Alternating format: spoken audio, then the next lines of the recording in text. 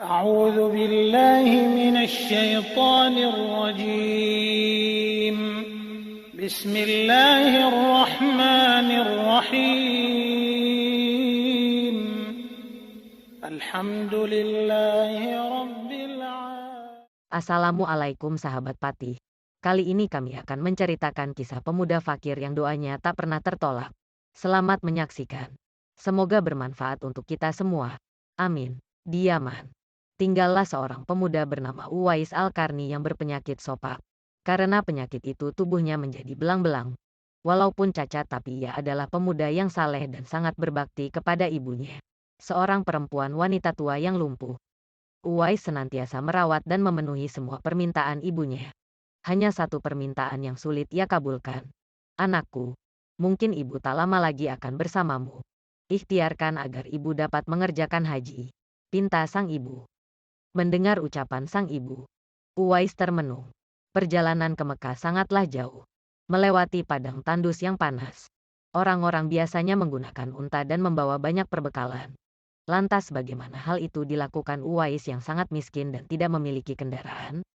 Uwais terus berpikir mencari jalan keluar. Kemudian, dibelilah seekor anak lembu. Kira-kira untuk apa anak lembu itu? Tidak mungkin pergi haji naik lembu.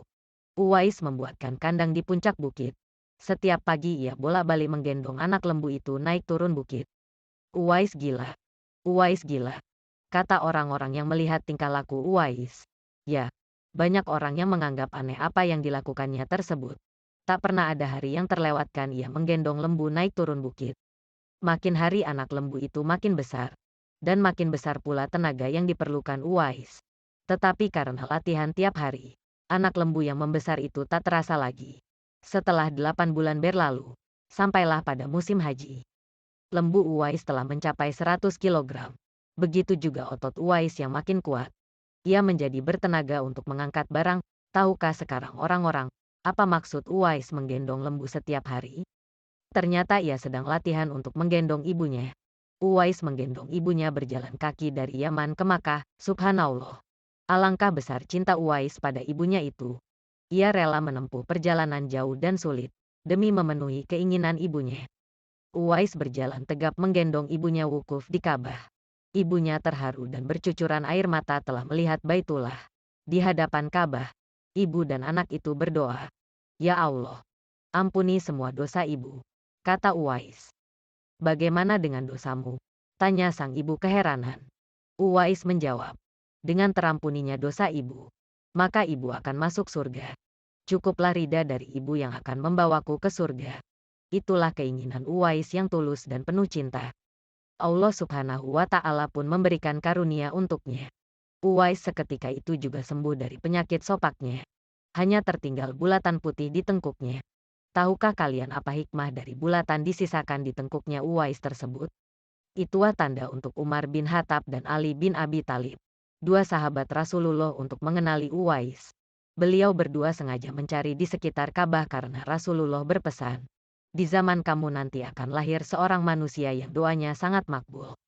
Kalian berdua, pergilah cari dia. Dia akan datang dari arah Yaman. Dia dibesarkan di Yaman. Sesungguhnya Allah mengharamkan atas kamu durhaka pada ibu dan menolak kewajiban. Dan meminta yang bukan haknya. Dan membunuh anak hidup-hidup. Dan Allah membenci padamu banyak bicara. Dan banyak bertanya. Demikian pula memboroskan harta. Menghamburkan kekayaan. Hari Bukhari dan Muslim. Uwais Al-Qarni pergi ke Madinah setelah menempuh perjalanan jauh. Akhirnya Uwais Al-Qarni sampai juga di kota Madinah. Segera ia mencari rumah Nabi Muhammad. Setelah ia menemukan rumah Nabi, diketuknya pintu rumah itu sambil mengucapkan salam. Keluarlah seseorang seraya membalas salamnya. Segera saja Uwais Al-Qarni menyakan Nabi yang ingin dijumpainya. Namun ternyata Nabi tidak berada di rumahnya. Beliau sedang berada di medan pertempuran. Uwais Al-Qarni hanya dapat bertemu dengan Siti Aisyah radhiyallahu anha, istri Nabi. Betapa kecewanya hati Uwais. Dari jauh ia datang untuk berjumpa langsung dengan Nabi. Tetapi Nabi tidak dapat dijumpainya. Dalam hati Uwais Al-Qarni bergejolak perasaan ingin menunggu kedatangan Nabi dari medan perang. Tapi kapankah Nabi pulang?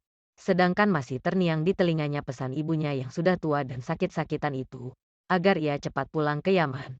Engkau harus lepas pulang.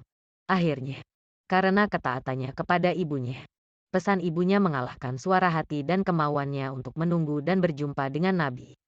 Karena hal itu tidak mungkin, Uwais Al-Qarni dengan terpaksa pamit kepada Siti Aisyah radhiyallahu anha untuk segera pulang kembali ke Yaman. Dia hanya menitipkan salamnya untuk Nabi. Setelah itu, Uwais pun segera berangkat pulang mengayunkan lengkahnya dengan perasaan amat sedih dan terharu.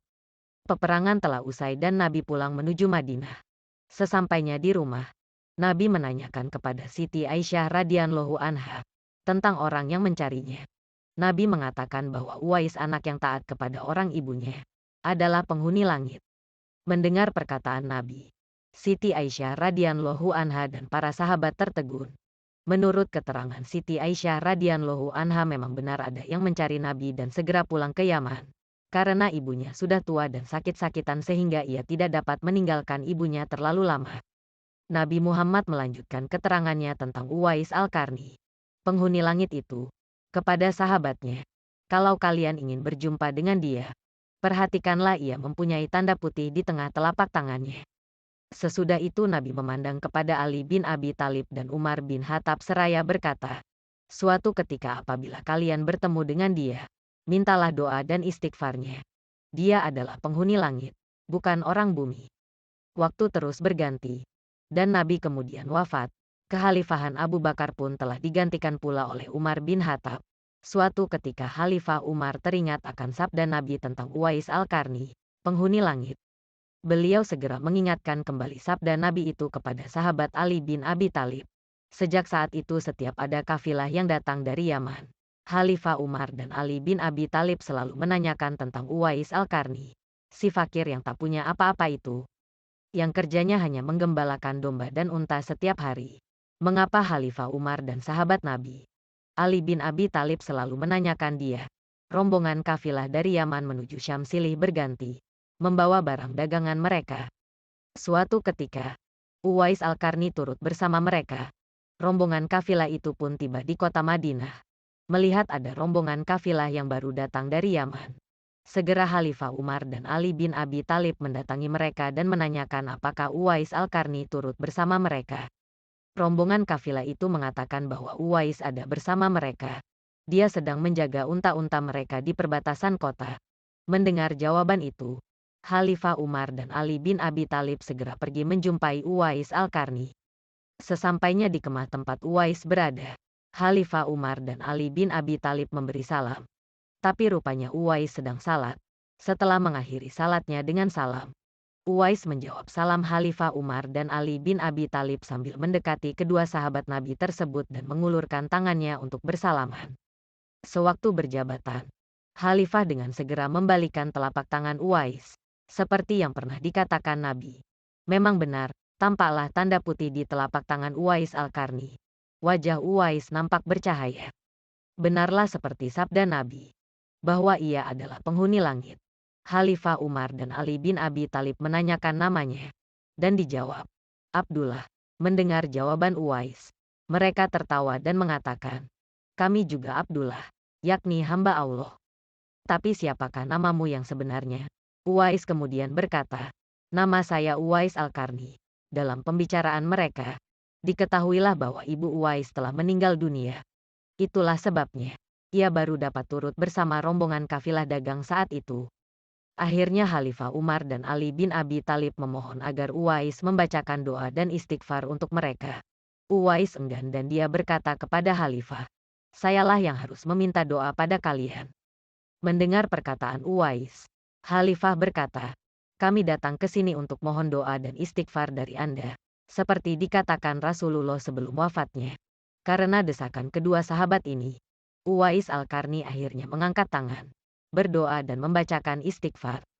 Setelah itu Khalifah Umar berjanji untuk menyumbangkan uang negara dari Baitul Mal kepada Uwais untuk jaminan hidupnya. Segera saja Uwais menampik dengan berkata, hamba mohon supaya hari ini saja hamba diketahui orang. Untuk hari-hari selanjutnya, biarlah hamba yang fakir ini tidak diketahui orang lagi. Fenomena ketika Uwais Al-Qarni wafat beberapa tahun kemudian, Uwais Al-Qarni berpulang ke rahmatullah. Anehnya, Pada saat dia akan dimandikan, tiba-tiba sudah banyak orang yang ingin berebutan ingin memandikannya. Dan ketika dibawa ke tempat pembaringan untuk dikafani, di sana pun sudah ada orang-orang yang sudah menunggu untuk mengafaninya. Demikian pula ketika orang pergi hendak menggali kuburannya. Di sana ternyata sudah ada orang-orang yang menggali kuburnya hingga selesai. Ketika usungan dibawa ke pekuburannya, luar biasa banyaknya orang yang berebutan untuk menusungnya. Meninggalnya Uwais Al-Qarni telah menggemparkan masyarakat kota Yaman. Banyak terjadi hal-hal yang amat mengherankan. Sedemikian banyaknya orang yang tak kenal berdatangan untuk mengurus jenazah dan pemakamannya. Padahal Uwais Al-Qarni adalah seorang yang fakir yang tidak dihiraukan orang.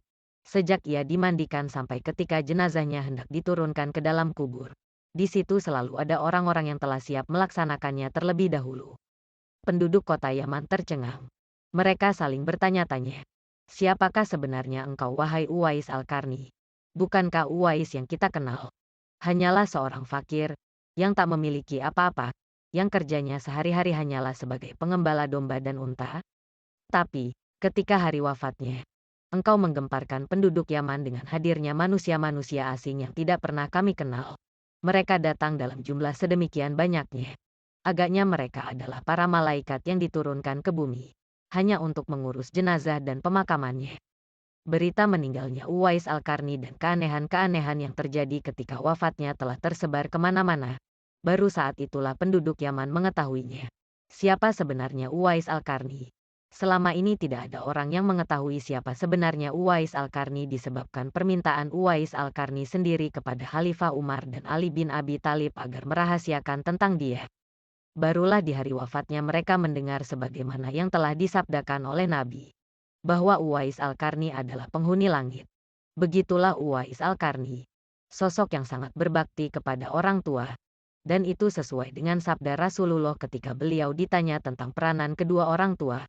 Beliau menjawab, mereka adalah yang menyebabkan surgamu atau nerakamu. Nama lengkap, Abu Amru Uwais bin Amir bin Jaza Al-Qarni Al-Muradi Al-Yamani, sahabat dari Rasulullah dan Imam Ali. Garis keturunan kaum Qarn termasuk Bani Murad. Tempat tinggal Yaman, Kufah, Irak. Wafat syahadah 37 Hijriah di daerah Siffin. Penyebab wafat, syahadah syahid di barisan Imam Ali dalam perang Siffin. Tempat dimakamkan Rakah, Suriah. أعوذ بالله من الشيطان الرجيم بسم الله الرحمن الرحيم الحمد لله رب